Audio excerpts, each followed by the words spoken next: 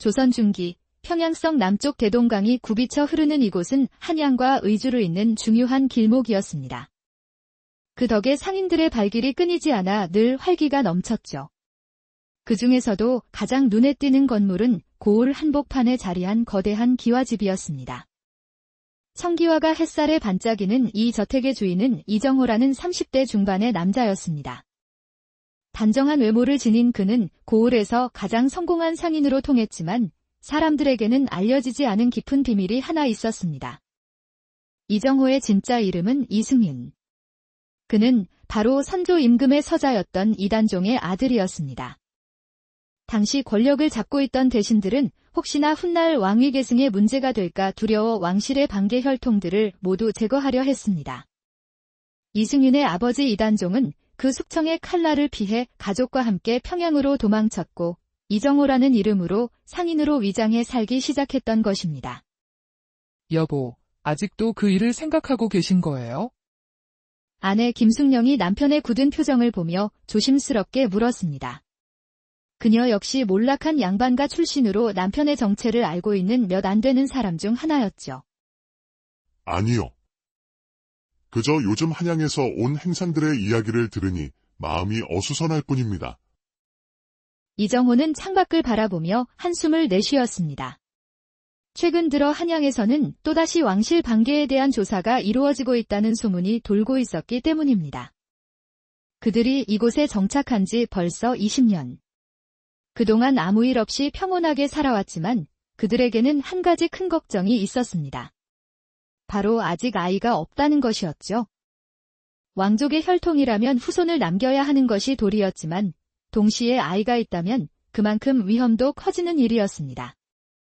서방님, 저는 정말 아이가 갖고 싶어요. 이렇게 큰 집에 우리 둘만 사니 얼마나 쓸쓸한지. 김숙령의 눈에 눈물이 고였습니다. 결혼한 지 10여 년이 되도록 아이가 없으니 마을 사람들도 이제 수군거리기 시작했거든요. 부인, 저 역시 같은 마음입니다. 하지만 아시지 않소? 위험하다는 것을. 조심해야 한다는 것도 알아요. 하지만 서방님, 우리가 언제까지 이렇게 숨어서만 살 수는 없지 않나요? 그날 밤 부부는 오랫동안 이야기를 나누었고 마침내 아이를 갖기로 굳게 결심했습니다. 다음 날부터 부부는 매일 아침 마을 뒷산의 산신당으로 향했습니다. 비록 왕족의 후손이지만 지금은 그저 아이를 간절히 원하는 평범한 부부의 마음으로 정성을 다해 기도했습니다. 산신령님, 저희에게 건강한 아이 하나만 점지해 주십시오. 그 아이가 남들에게 해가 되지 않도록, 그리고 남들로부터 해를 당하지 않도록 부디 지켜주십시오.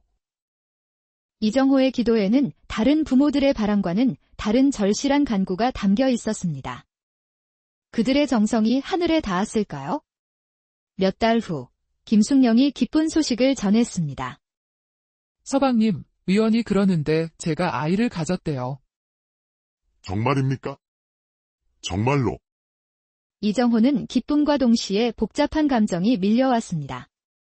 기다리던 아이가 생긴 것은 천만다행이지만 이제부터는 더욱 조심해야 했기 때문입니다.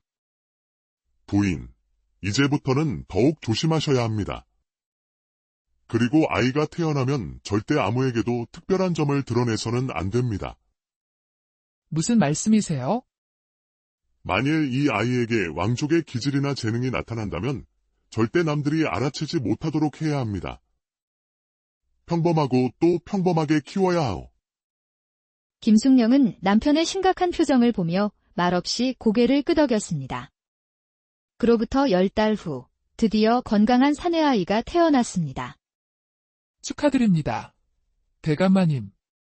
정말 건강하고 잘생긴 아드님이십니다. 산파의 기쁜 외침에 이정호는 조심스럽게 아이를 받아 안았습니다. 그런데 아이를 보는 순간 그의 얼굴이 굳어졌습니다. 아이의 눈매가 선조 임금의 어진에서 보았던 이씨 왕가의 남자들에게만 나타나는 그 독특한 눈매와 너무나도 닮아 있었기 때문입니다. 이것 참. 하필이면? 서방님, 아이가 어때요? 왜 그런 표정을 지으세요? 아닙니다. 너무 예뻐서 그랬습니다. 이정호는 애써 웃으며 아내를 안심시켰지만 마음속으로는 이 아이가 자라면서 더 많은 특징들이 나타날 것이다. 그때까지 어떻게 숨길 것인가 하는 걱정이 파도처럼 밀려왔습니다. 아이를 낳았구나.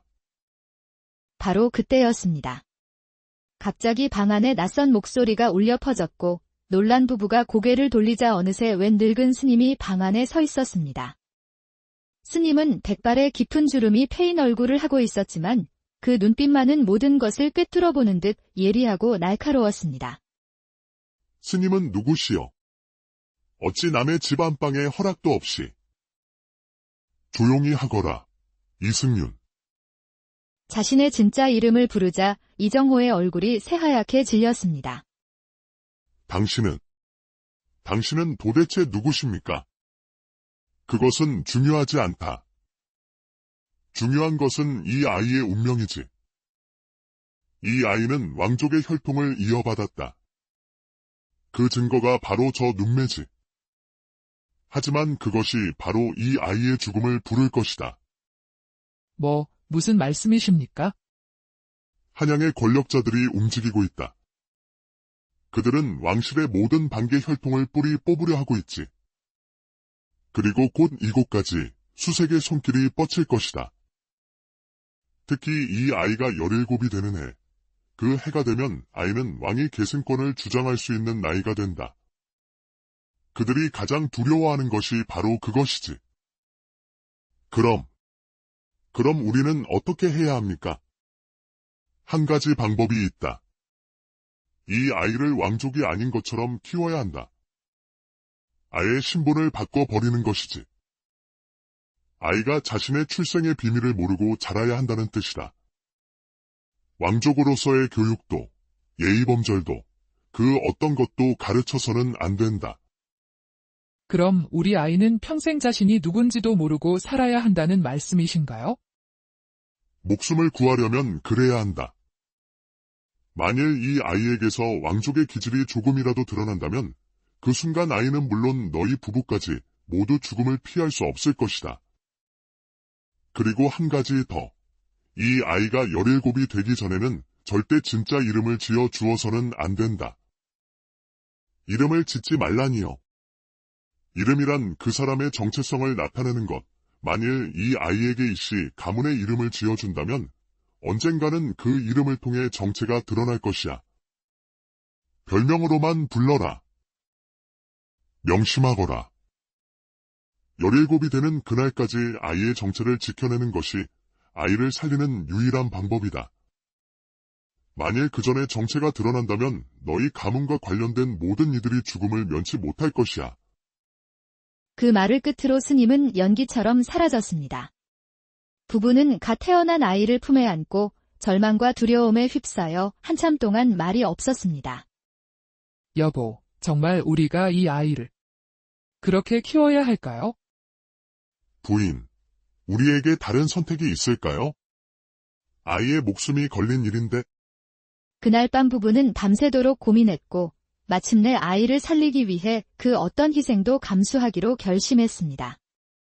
그럼 이 아이에게는 어떤 별명을 지어줄까요? 글쎄요. 포동포동한 것이 마치 복을 가져다 줄 것 같으니 복덩이. 그래, 복덩이처럼 건강하고 복스럽게 자라라는 뜻으로 복동이라고 부르는 게 어떻겠소? 그렇게 왕족의 후손인 아이는 복동이라는 별명을 갖게 되었습니다. 하지만 이것은 실현의 시작에 불과했습니다. 며칠 후 스님의 경고대로 행상을 가장한 밀정들이 마을에 나타나기 시작했습니다. 이보시오들, 최근 이 마을에 새로 태어난 아이가 있다고 들었는데 혹시 특별한 점이 있는 아이 말이오? 아는 분 계시오? 벌써 시작되었구나.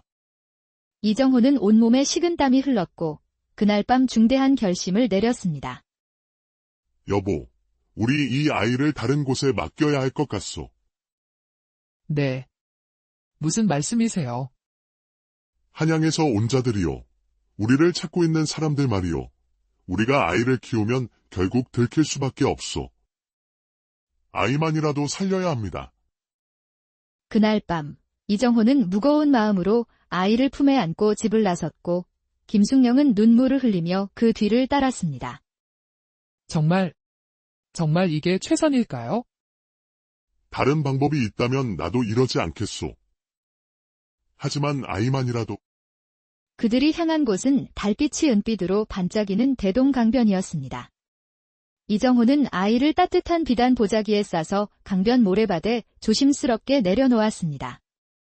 그리고 아이의 옷 속에 작은 쪽지 하나를 넣었습니다. 이 아이를 부디 거지, 천민으로 키워주십시오. 절대 양반으로 키우지 마십시오. 그것이 이 아이를 살리는 길입니다. 17살이 되면 평양에서 제일 큰 기와집을 찾아오게 해주십시오. 아비와 어미가 너를 버리는 게 아니란다. 너를 살리기 위해서란다. 부부는 울음을 참으며 뒤돌아보지 않고 그 자리를 떠났지만 이정호는 멀리서 아이를 지켜보고 있었습니다. 새벽이 되자 강변에 거지 아이들이 나타났습니다. 누나, 저기 뭔가 있어. 15살 정도로 보이는 소년이 강변의 보자기를 발견했습니다. 뭐지? 누가 빨래를 버려두고 간 건가? 그들의 리더격인 순이라는 18살 처녀가 다가갔습니다. 그런데 보자기를 열어보니 그 안에는 갓 태어난 아기가 있었습니다. 어머, 아기다. 누가 이런 갓난아기를 버린 거야? 어떡하지? 누나, 우리도 먹고 살기 힘든데. 그래도 이 작은 아기를 그냥 둘 수는 없지? 우리도 모두 버림받은 아이들이니까 이 아이의 마음을 우리가 제일 잘 알잖아. 이 아이, 우리가 키우자. 순이가 아이의 옷에서 쪽지를 발견했고 글을 읽을 줄 아는 철수가 그 내용을 확인했습니다. 거지로 키우라고 되어 있어. 그리고 절대 양반으로 키우지 말라고. 이상하네. 보통은 좋은 집에서 키워달라고 하는데 아무래도 특별한 사정이 있나 봐. 어쨌든 우리가 키우라는 뜻인 것 같으니 그렇게 하자. 여기 쪽지에 복동이라고도 되어 있어. 그래. 그럼 복동이라고 부르자. 좋아, 우리 동생 복동이. 그렇게 왕족의 후손인 아이는 거지들의 손에서 복동이라는 이름으로 자라게 되었습니다. 그로부터 15년 후 복동아, 일어나. 해가 중천에 떴는데 아직도 자고 있어? 순이의 다그침에 이제 16이 된 복동이가 일어났습니다. 키는 또래보다 훤칠하고 눈매는 깊고 예리했죠. 거지로 자랐지만 어딘지 모르게 기품이 느껴지는 청년이었습니다. 누나, 조금만 더. 조금만 더는 무슨? 벌써 다른 애들은 나가서 일하고 있어? 어서 일어나. 복동아, 너 또 그런 식으로 행동했지. 우리는 거지잖아. 거지는 그렇게 우아하게 행동하면 안 된다고. 사실 이것은 거지 가족들의 오랜 고민이었습니다. 복동이는 아무리 거지로 키워도 자꾸만 양반 같은 행동이 튀어나왔거든요. 밥을 먹을 때도 바르게, 어른에게는 존댓말을 쓰고 가르쳐주지 않았는데도 스스로 그를 터득했습니다. 복동아, 오늘 구걸 나갈 때 조심해. 요새 마을에 수상한 사람들이 돌아다닌다더라. 특히 너 또래 젊은 남자들을 유심히 본대. 수상한 사람들이. 알겠습니다, 누나. 하지만 그는 그 사람들이 15년간 자신을 찾아다닌 한양의 밀정들이라는 사실을 알지 못했습니다. 그날 복동이가 길에서 넘어진 노인을 부축해 일으키는 모습이 밀정들의 눈에 띄었습니다. 할아버지, 괜찮으세요? 다치신 데는 없으시고. 그런데 복동이가 노인을 부축하는 자세가 마치 궁중에서 어른을 모시는 예법과 똑같았습니다. 저 자세는 분명 왕실 예법이다. 저 눈매와 저 기품까지 드디어 찾았다. 며칠 후 밀정들은 복동이를 시험하기 위해 어려운 한문이 적힌 종이를 보여주었습니다.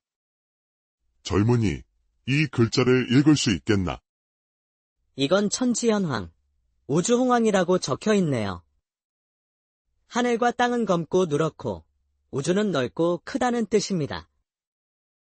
네, 네 이놈. 어디서 글을 배웠느냐? 글이요. 저는 그냥 보다 보니 알게 됐습니다.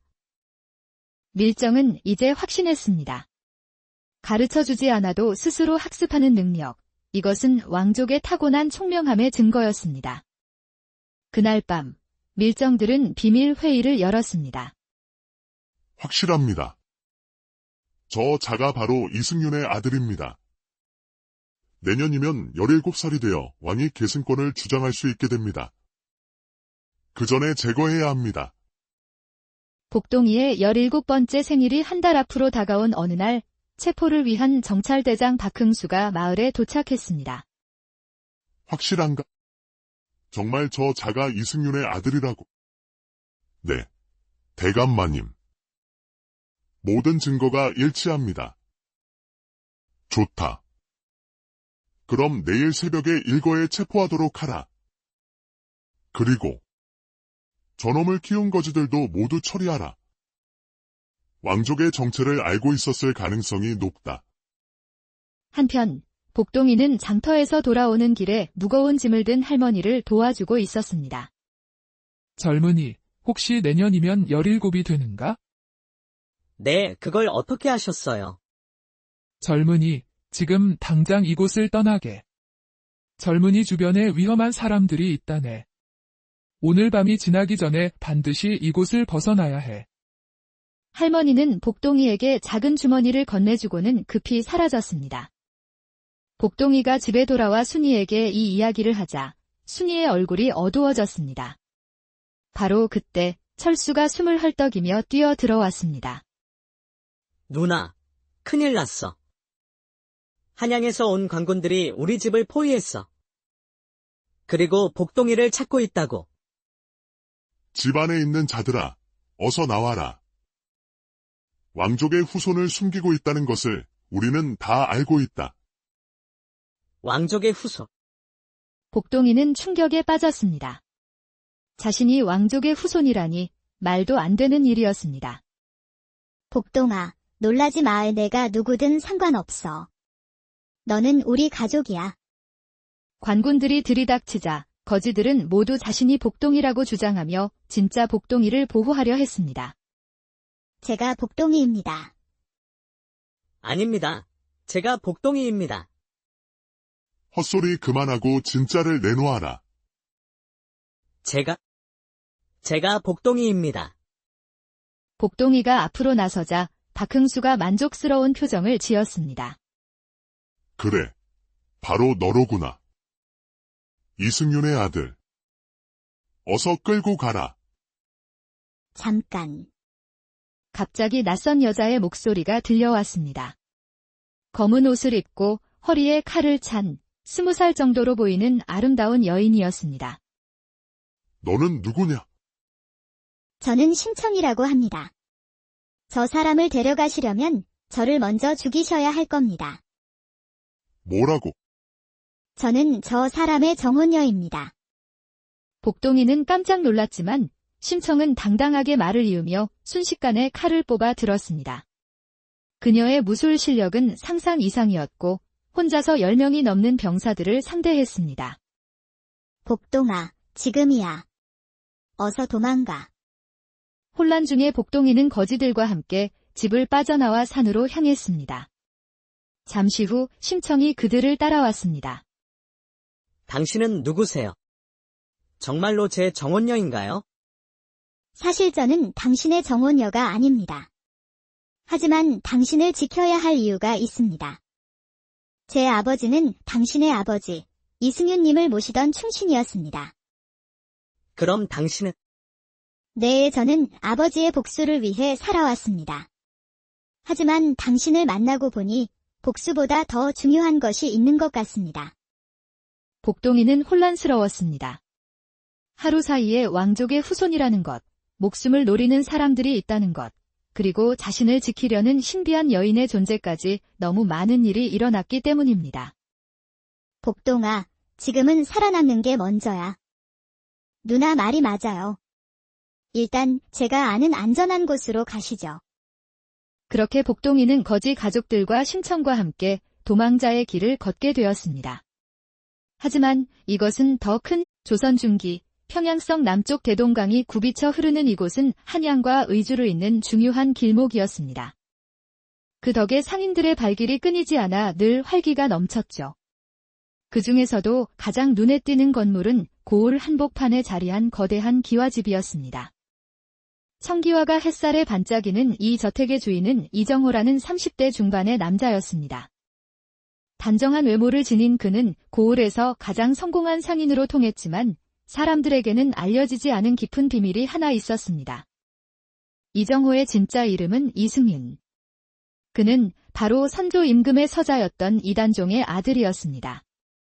당시 권력을 잡고 있던 대신들은 혹시나 훗날 왕위 계승에 문제가 될까 두려워 왕실의 반계 혈통들을 모두 제거하려 했습니다. 이승윤의 아버지 이단종은 그 숙청의 칼날을 피해 가족과 함께 평양으로 도망쳤고 이정호라는 이름으로 상인으로 위장해 살기 시작했던 것입니다. 여보, 아직도 그 일을 생각하고 계신 거예요? 아내 김숙령이 남편의 굳은 표정을 보며 조심스럽게 물었습니다. 그녀 역시 몰락한 양반가 출신으로 남편의 정체를 알고 있는 몇 안 되는 사람 중 하나였죠. 아니요. 그저 요즘 한양에서 온 행상들의 이야기를 들으니 마음이 어수선할 뿐입니다. 이정호는 창밖을 바라보며 한숨을 내쉬었습니다. 최근 들어 한양에서는 또다시 왕실 반계에 대한 조사가 이루어지고 있다는 소문이 돌고 있었기 때문입니다. 그들이 이곳에 정착한 지 벌써 20년. 그동안 아무 일 없이 평온하게 살아왔지만 그들에게는 한 가지 큰 걱정이 있었습니다. 바로 아직 아이가 없다는 것이었죠. 왕족의 혈통이라면 후손을 남겨야 하는 것이 도리였지만 동시에 아이가 있다면 그만큼 위험도 커지는 일이었습니다. 서방님, 저는 정말 아이가 갖고 싶어요. 이렇게 큰 집에 우리 둘만 사니 얼마나 쓸쓸한지.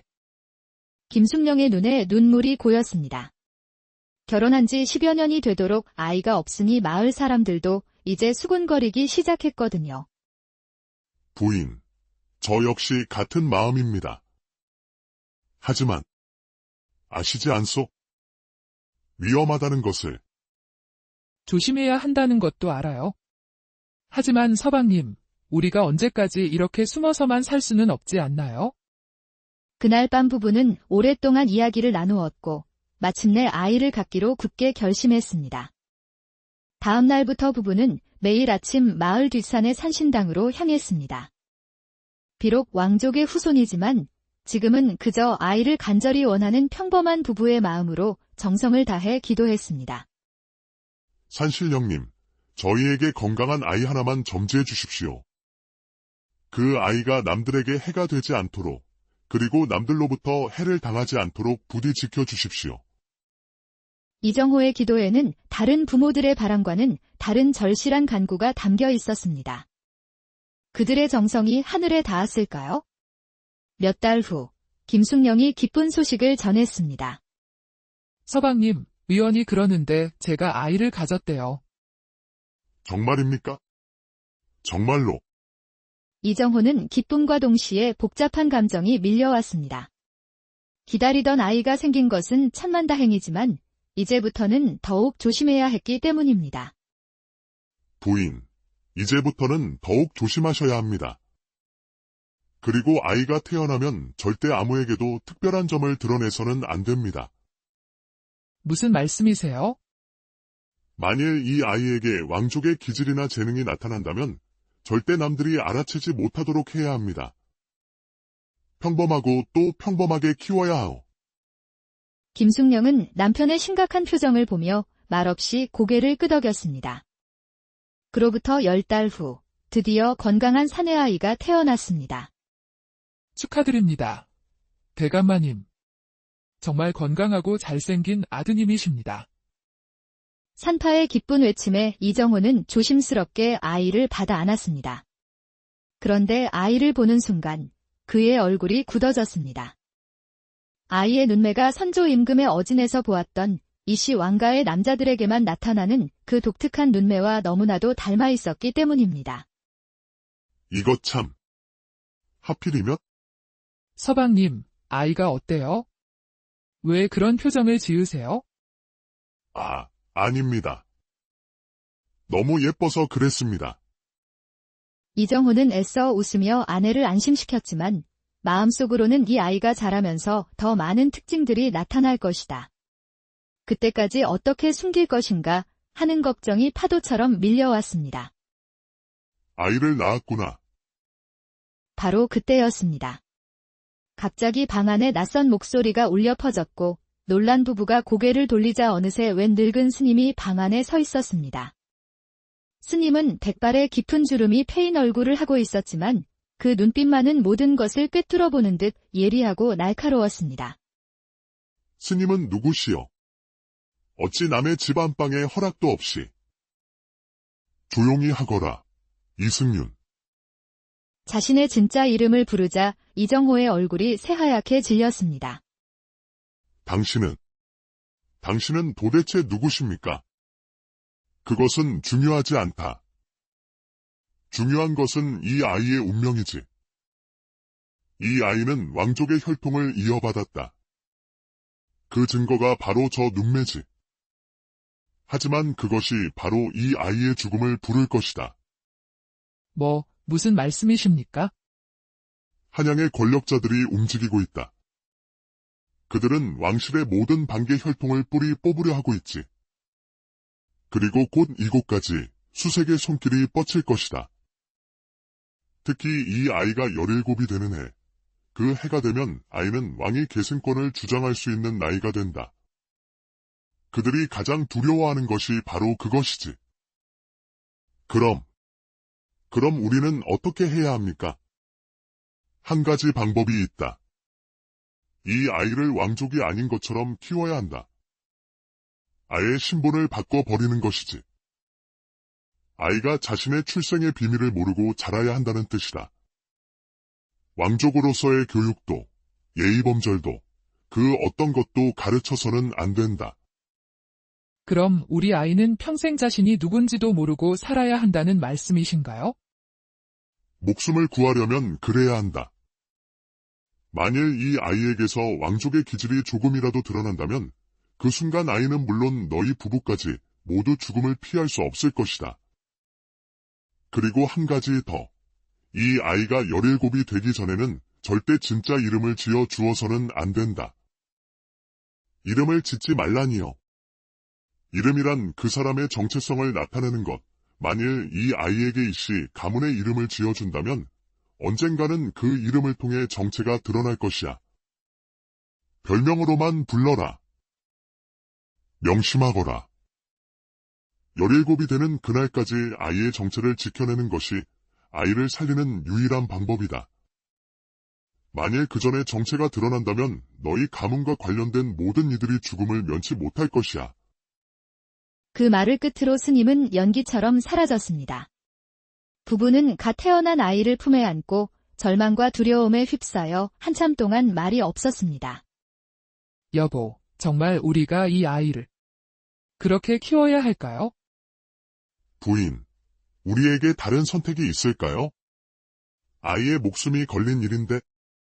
그날 밤 부부는 밤새도록 고민했고 마침내 아이를 살리기 위해 그 어떤 희생도 감수하기로 결심했습니다. 그럼 이 아이에게는 어떤 별명을 지어줄까요? 글쎄요. 포동포동한 것이 마치 복을 가져다 줄 것 같으니 복덩이. 그래, 복덩이처럼 건강하고 복스럽게 자라라는 뜻으로 복동이라고 부르는 게 어떻겠소? 그렇게 왕족의 후손인 아이는 복동이라는 별명을 갖게 되었습니다. 하지만 이것은 실현의 시작에 불과했습니다. 며칠 후 스님의 경고대로 행상을 가장한 밀정들이 마을에 나타나기 시작했습니다. 이보시오들, 최근 이 마을에 새로 태어난 아이가 있다고 들었는데 혹시 특별한 점이 있는 아이 말이오? 아는 분 계시오? 벌써 시작되었구나. 이정호는 온몸에 식은땀이 흘렀고 그날 밤 중대한 결심을 내렸습니다. 여보, 우리 이 아이를 다른 곳에 맡겨야 할 것 같소. 네. 무슨 말씀이세요? 한양에서 온 자들이요. 우리를 찾고 있는 사람들 말이요. 우리가 아이를 키우면 결국 들킬 수밖에 없소. 아이만이라도 살려야 합니다. 그날 밤, 이정호는 무거운 마음으로 아이를 품에 안고 집을 나섰고, 김숙령은 눈물을 흘리며 그 뒤를 따랐습니다. 정말 이게 최선일까요? 다른 방법이 있다면 나도 이러지 않겠소. 하지만 아이만이라도 그들이 향한 곳은 달빛이 은빛으로 반짝이는 대동강변이었습니다. 이정호는 아이를 따뜻한 비단 보자기에 싸서 강변 모래밭에 조심스럽게 내려놓았습니다. 그리고 아이의 옷 속에 작은 쪽지 하나를 넣었습니다. 이 아이를 부디거지 천민으로 키워주십시오. 절대 양반으로 키우지 마십시오. 그것이 이 아이를 살리는 길입니다. 17살이 되면 평양에서 제일 큰 기와집을 찾아오게 해주십시오. 아비와 어미가 너를 버리는 게 아니란다. 너를 살리기 위해서란다. 부부는 울음을 참으며 뒤돌아보지 않고 그 자리를 떠났지만 이정호는 멀리서 아이를 지켜보고 있었습니다. 새벽이 되자 강변에 거지 아이들이 나타났습니다. 누나, 저기 뭔가 있어. 15살 정도로 보이는 소년이 강변의 보자기를 발견했습니다. 뭐지? 누가 빨래를 버려두고 간 건가? 그들의 리더격인 순이라는 18살 처녀가 다가갔습니다. 그런데 보자기를 열어보니 그 안에는 갓 태어난 아기가 있었습니다. 어머, 아기다. 누가 이런 갓난아기를 버린 거야? 어떡하지? 누나, 우리도 먹고 살기 힘든데. 그래도 이 작은 아기를 그냥 둘 수는 없지? 우리도 모두 버림받은 아이들이니까 이 아이의 마음을 우리가 제일 잘 알잖아. 이 아이, 우리가 키우자. 순이가 아이의 옷에서 쪽지를 발견했고 글을 읽을 줄 아는 철수가 그 내용을 확인했습니다. 거지로 키우라고 되어 있어. 그리고 절대 양반으로 키우지 말라고. 이상하네. 보통은 좋은 집에서 키워달라고 하는데 아무래도 특별한 사정이 있나 봐. 어쨌든 우리가 키우라는 뜻인 것 같으니 그렇게 하자.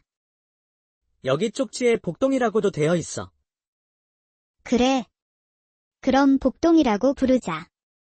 좋아, 우리 동생 복동이.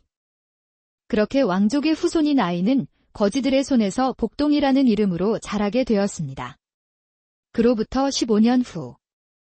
복동아, 일어나. 해가 중천에 떴는데 아직도 자고 있어?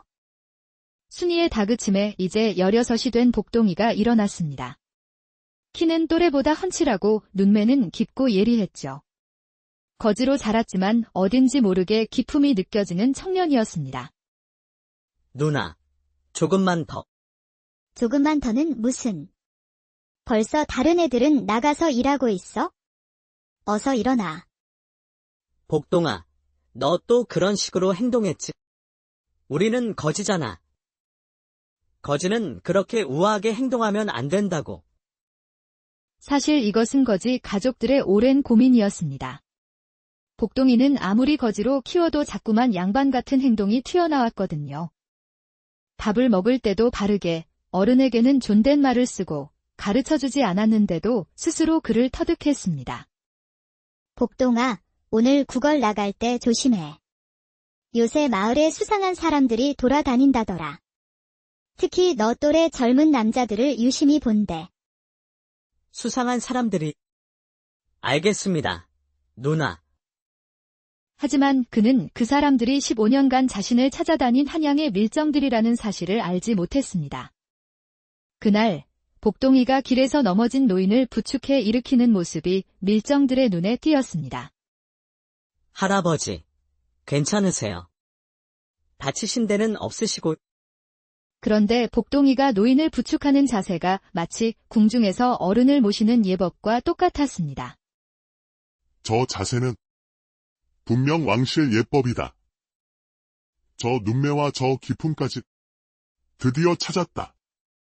며칠 후 밀정들은 복동이를 시험하기 위해 어려운 한문이 적힌 종이를 보여주었습니다. 젊은이, 이 글자를 읽을 수 있겠나? 이건 천지현황, 우주홍황이라고 적혀 있네요. 하늘과 땅은 검고 누렇고 우주는 넓고 크다는 뜻입니다. 네. 네 이놈. 어디서 글을 배웠느냐? 글이요. 저는 그냥 보다 보니 알게 됐습니다. 밀정은 이제 확신했습니다. 가르쳐주지 않아도 스스로 학습하는 능력, 이것은 왕족의 타고난 총명함의 증거였습니다. 그날 밤, 밀정들은 비밀 회의를 열었습니다. 확실합니다. 저 자가 바로 이승윤의 아들입니다. 내년이면 17살이 되어 왕위 계승권을 주장할 수 있게 됩니다. 그 전에 제거해야 합니다. 복동이의 17번째 생일이 한 달 앞으로 다가온 어느 날, 체포를 위한 정찰대장 박흥수가 마을에 도착했습니다. 확실한가? 정말 저 자가 이승윤의 아들이라고. 네, 대감마님. 모든 증거가 일치합니다. 좋다. 그럼 내일 새벽에 일거에 체포하도록 하라. 그리고 저놈을 키운 거지들도 모두 처리하라.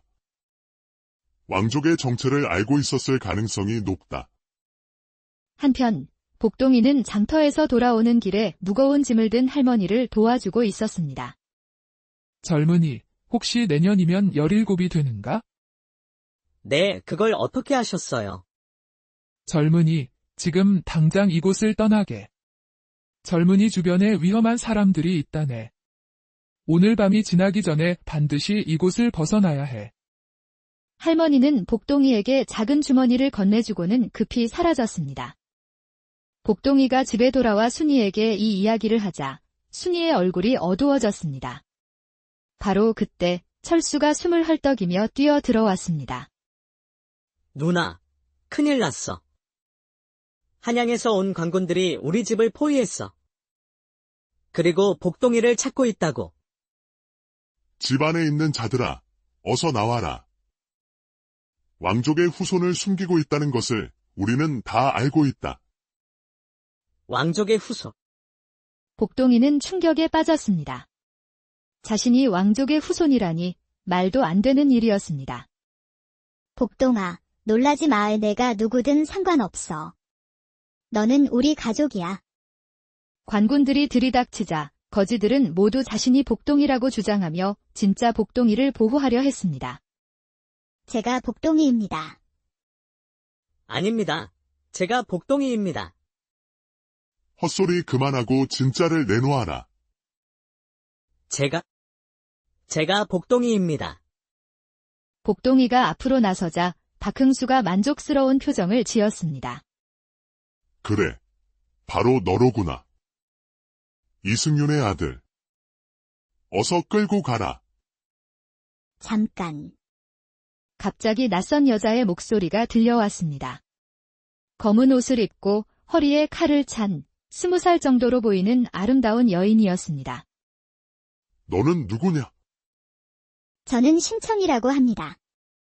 저 사람을 데려가시려면 저를 먼저 죽이셔야 할 겁니다. 뭐라고? 저는 저 사람의 정혼녀입니다. 복동이는 깜짝 놀랐지만 심청은 당당하게 말을 이으며 순식간에 칼을 뽑아 들었습니다. 그녀의 무술 실력은 상상 이상이었고 혼자서 10명이 넘는 병사들을 상대했습니다. 복동아, 지금이야. 어서 도망가. 혼란 중에 복동이는 거지들과 함께 집을 빠져나와 산으로 향했습니다. 잠시 후 심청이 그들을 따라왔습니다. 당신은 누구세요? 정말로 제 정혼녀인가요? 사실 저는 당신의 정혼녀가 아닙니다. 하지만 당신을 지켜야 할 이유가 있습니다. 제 아버지는 당신의 아버지, 이승윤님을 모시던 충신이었습니다. 그럼 당신은? 네, 저는 아버지의 복수를 위해 살아왔습니다. 하지만 당신을 만나고 보니 복수보다 더 중요한 것이 있는 것 같습니다. 복동이는 혼란스러웠습니다. 하루 사이에 왕족의 후손이라는 것, 목숨을 노리는 사람들이 있다는 것, 그리고 자신을 지키려는 신비한 여인의 존재까지 너무 많은 일이 일어났기 때문입니다. 복동아, 지금은 살아남는 게 먼저야. 누나 말이 맞아요. 일단 제가 아는 안전한 곳으로 가시죠. 그렇게 복동이는 거지 가족들과 심청과 함께 도망자의 길을 걷게 되었습니다. 하지만 이것은 더 큰 조선 중기 평양성 남쪽 대동강이 굽이쳐 흐르는 이곳은 한양과 의주로 있는 중요한 길목이었습니다. 그 덕에 상인들의 발길이 끊이지 않아 늘 활기가 넘쳤죠. 그 중에서도 가장 눈에 띄는 건물은 고을 한복판에 자리한 거대한 기와집이었습니다. 청기와가 햇살에 반짝이는 이 저택의 주인은 이정호라는 30대 중반의 남자였습니다. 단정한 외모를 지닌 그는 고을에서 가장 성공한 상인으로 통했지만 사람들에게는 알려지지 않은 깊은 비밀이 하나 있었습니다. 이정호의 진짜 이름은 이승윤. 그는 바로 선조 임금의 서자였던 이단종의 아들이었습니다. 당시 권력을 잡고 있던 대신들은 혹시나 훗날 왕위 계승에 문제가 될까 두려워 왕실의 반계 혈통들을 모두 제거하려 했습니다. 이승윤의 아버지 이단종은 그 숙청의 칼날을 피해 가족과 함께 평양으로 도망쳤고 이정호라는 이름으로 상인으로 위장해 살기 시작했던 것입니다. 여보, 아직도 그 일을 생각하고 계신 거예요? 아내 김숙령이 남편의 굳은 표정을 보며 조심스럽게 물었습니다. 그녀 역시 몰락한 양반가 출신으로 남편의 정체를 알고 있는 몇 안 되는 사람 중 하나였죠. 아니요. 그저 요즘 한양에서 온 행상들의 이야기를 들으니 마음이 어수선할 뿐입니다. 이정호는 창밖을 바라보며 한숨을 내쉬었습니다. 최근 들어 한양에서는 또다시 왕실 반계에 대한 조사가 이루어지고 있다는 소문이 돌고 있었기 때문입니다. 그들이 이곳에 정착한 지 벌써 20년. 그동안 아무 일 없이 평온하게 살아왔지만 그들에게는 한 가지 큰 걱정이 있었습니다. 바로 아직 아이가 없다는 것이었죠. 왕족의 혈통이라면 후손을 남겨야 하는 것이 도리였지만 동시에 아이가 있다면 그만큼 위험도 커지는 일이었습니다. 서방님, 저는 정말 아이가 갖고 싶어요. 이렇게 큰 집에 우리 둘만 사니 얼마나 쓸쓸한지. 김숙령의 눈에 눈물이 고였습니다. 결혼한 지 10여 년이 되도록 아이가 없으니 마을 사람들도 이제 수군거리기 시작했거든요. 부인, 저 역시 같은 마음입니다. 하지만 아시지 않소? 위험하다는 것을.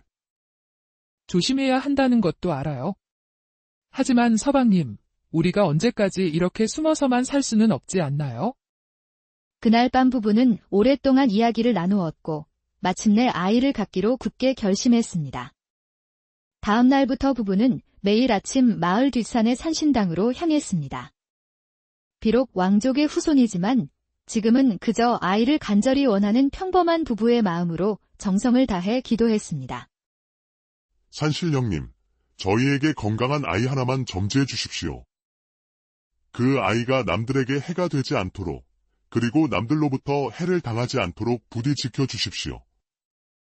이정호의 기도에는 다른 부모들의 바람과는 다른 절실한 간구가 담겨 있었습니다. 그들의 정성이 하늘에 닿았을까요? 몇 달 후, 김숙령이 기쁜 소식을 전했습니다.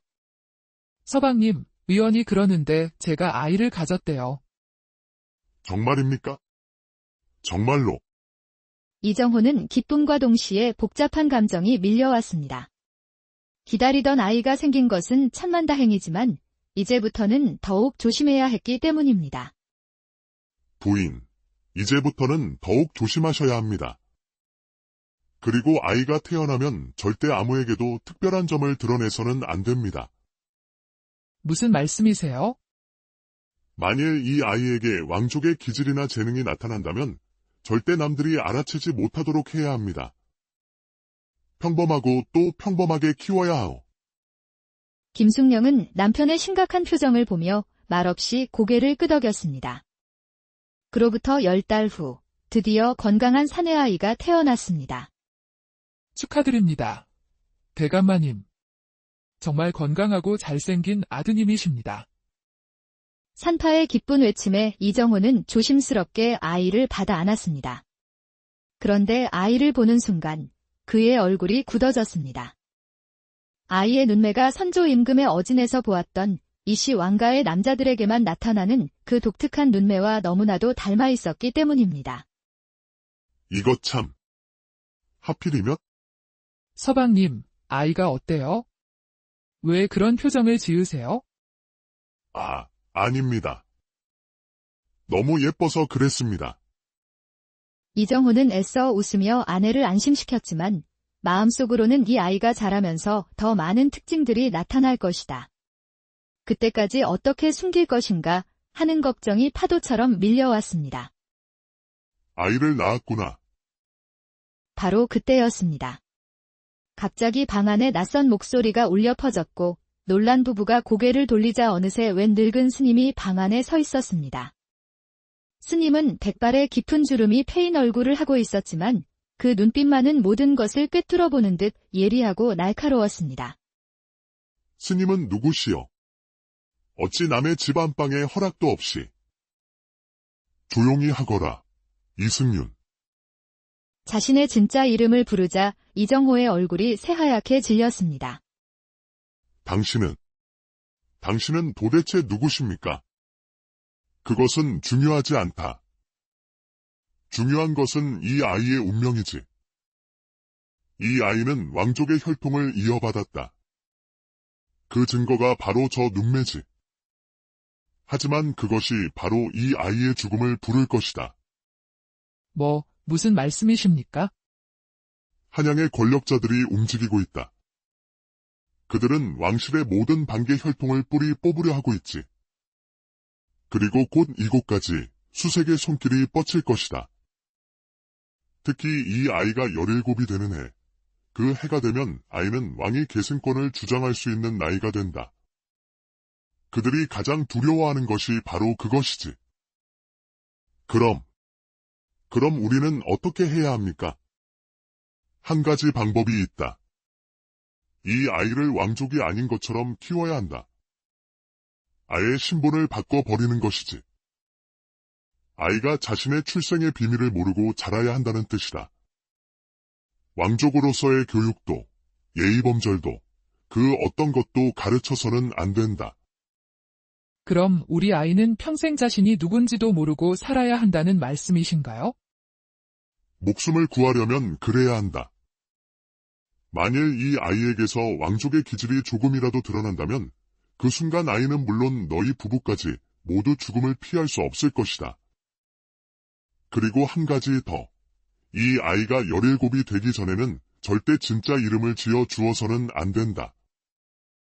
이름을 짓지 말라니요.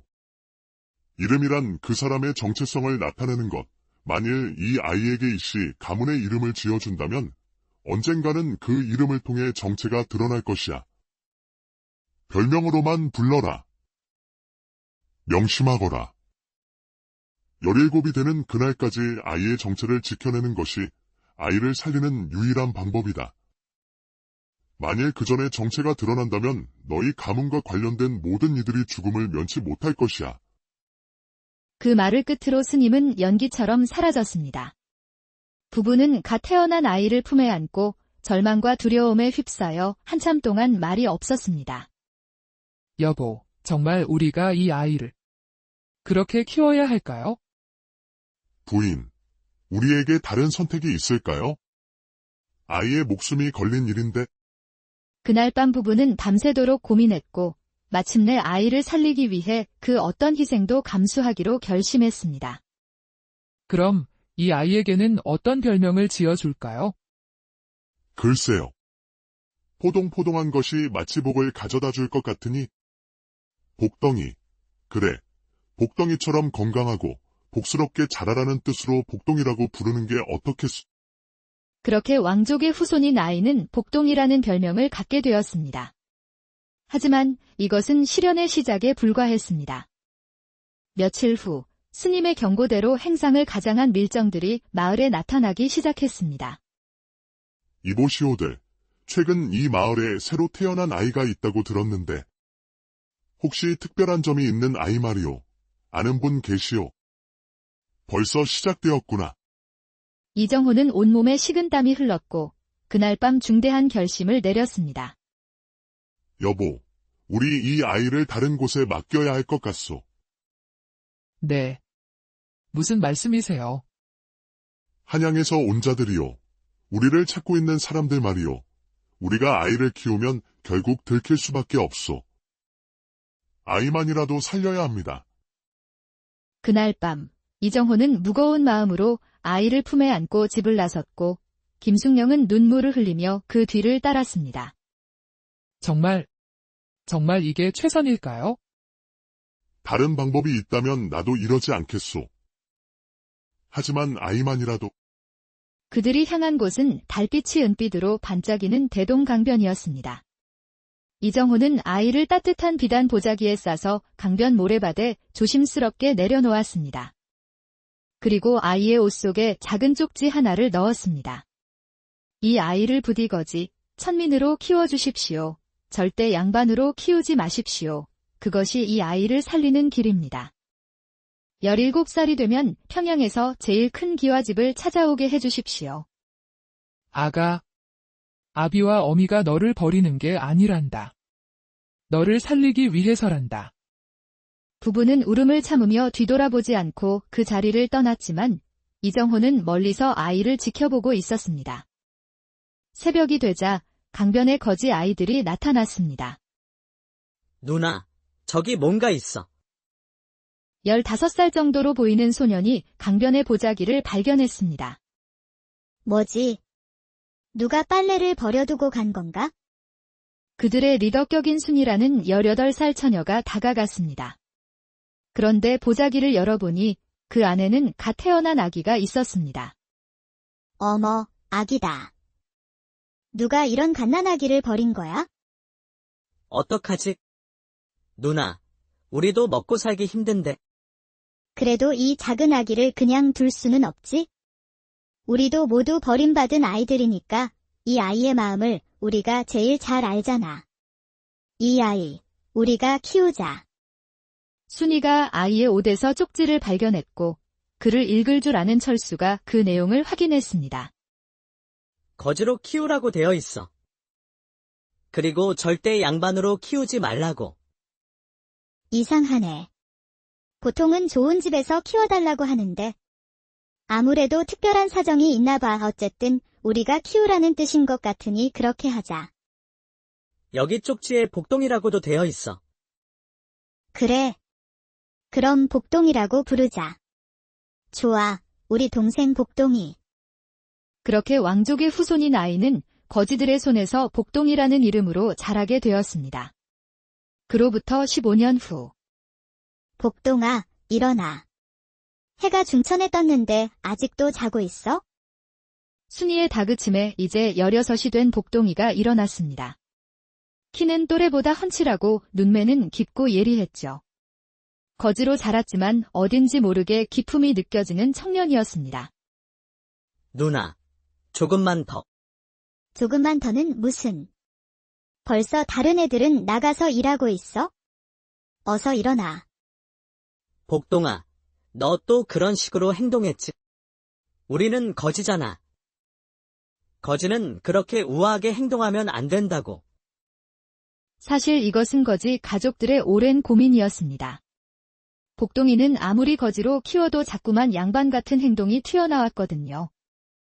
밥을 먹을 때도 바르게, 어른에게는 존댓말을 쓰고 가르쳐주지 않았는데도 스스로 그를 터득했습니다. 복동아, 오늘 구걸 나갈 때 조심해. 요새 마을에 수상한 사람들이 돌아다닌다더라. 특히 너 또래 젊은 남자들을 유심히 본대. 수상한 사람들이. 알겠습니다, 누나. 하지만 그는 그 사람들이 15년간 자신을 찾아다닌 한양의 밀정들이라는 사실을 알지 못했습니다. 그날 복동이가 길에서 넘어진 노인을 부축해 일으키는 모습이 밀정들의 눈에 띄었습니다. 할아버지, 괜찮으세요? 다치신 데는 없으시고. 그런데 복동이가 노인을 부축하는 자세가 마치 궁중에서 어른을 모시는 예법과 똑같았습니다. 저 자세는 분명 왕실 예법이다. 저 눈매와 저 기품까지 드디어 찾았다. 며칠 후 밀정들은 복동이를 시험하기 위해 어려운 한문이 적힌 종이를 보여주었습니다. 젊은이, 이 글자를 읽을 수 있겠나? 이건 천지현황, 우주홍황이라고 적혀 있네요. 하늘과 땅은 검고 누렇고 우주는 넓고 크다는 뜻입니다. 네, 네 이놈. 어디서 글을 배웠느냐? 글이요. 저는 그냥 보다 보니 알게 됐습니다. 밀정은 이제 확신했습니다. 가르쳐주지 않아도 스스로 학습하는 능력, 이것은 왕족의 타고난 총명함의 증거였습니다. 그날 밤, 밀정들은 비밀 회의를 열었습니다. 확실합니다. 저 자가 바로 이승윤의 아들입니다. 내년이면 17살이 되어 왕위 계승권을 주장할 수 있게 됩니다. 그 전에 제거해야 합니다. 복동이의 17번째 생일이 한 달 앞으로 다가온 어느 날, 체포를 위한 정찰대장 박흥수가 마을에 도착했습니다. 확실한가? 정말 저 자가 이승윤의 아들이라고. 네, 대감마님. 모든 증거가 일치합니다. 좋다. 그럼 내일 새벽에 일거에 체포하도록 하라. 그리고 저놈을 키운 거지들도 모두 처리하라. 왕족의 정체를 알고 있었을 가능성이 높다. 한편, 복동이는 장터에서 돌아오는 길에 무거운 짐을 든 할머니를 도와주고 있었습니다. 젊은이, 혹시 내년이면 17이 되는가? 네, 그걸 어떻게 하셨어요? 젊은이, 지금 당장 이곳을 떠나게. 젊은이 주변에 위험한 사람들이 있다네. 오늘 밤이 지나기 전에 반드시 이곳을 벗어나야 해. 할머니는 복동이에게 작은 주머니를 건네주고는 급히 사라졌습니다. 복동이가 집에 돌아와 순이에게 이 이야기를 하자 순이의 얼굴이 어두워졌습니다. 바로 그때 철수가 숨을 헐떡이며 뛰어 들어왔습니다. 누나, 큰일 났어. 한양에서 온 관군들이 우리 집을 포위했어. 그리고 복동이를 찾고 있다고. 집 안에 있는 자들아, 어서 나와라. 왕족의 후손을 숨기고 있다는 것을 우리는 다 알고 있다. 왕족의 후손. 복동이는 충격에 빠졌습니다. 자신이 왕족의 후손이라니 말도 안 되는 일이었습니다. 복동아, 놀라지 마. 내가 누구든 상관없어. 너는 우리 가족이야. 관군들이 들이닥치자 거지들은 모두 자신이 복동이라고 주장하며 진짜 복동이를 보호하려 했습니다. 제가 복동이입니다. 아닙니다. 제가 복동이입니다. 헛소리 그만하고 진짜를 내놓아라. 제가 복동이입니다. 복동이가 앞으로 나서자 박흥수가 만족스러운 표정을 지었습니다. 그래, 바로 너로구나. 이승윤의 아들. 어서 끌고 가라. 잠깐. 갑자기 낯선 여자의 목소리가 들려왔습니다. 검은 옷을 입고 허리에 칼을 찬 20살 정도로 보이는 아름다운 여인이었습니다. 너는 누구냐? 저는 심청이라고 합니다. 저 사람을 데려가시려면 저를 먼저 죽이셔야 할 겁니다. 뭐라고? 저는 저 사람의 정혼녀입니다. 복동이는 깜짝 놀랐지만 심청은 당당하게 말을 이으며 순식간에 칼을 뽑아 들었습니다. 그녀의 무술 실력은 상상 이상이었고 혼자서 10명이 넘는 병사들을 상대했습니다. 복동아, 지금이야. 어서 도망가. 혼란 중에 복동이는 거지들과 함께 집을 빠져나와 산으로 향했습니다. 잠시 후 심청이 그들을 따라왔습니다. 당신은 누구세요? 정말로 제 정혼녀인가요?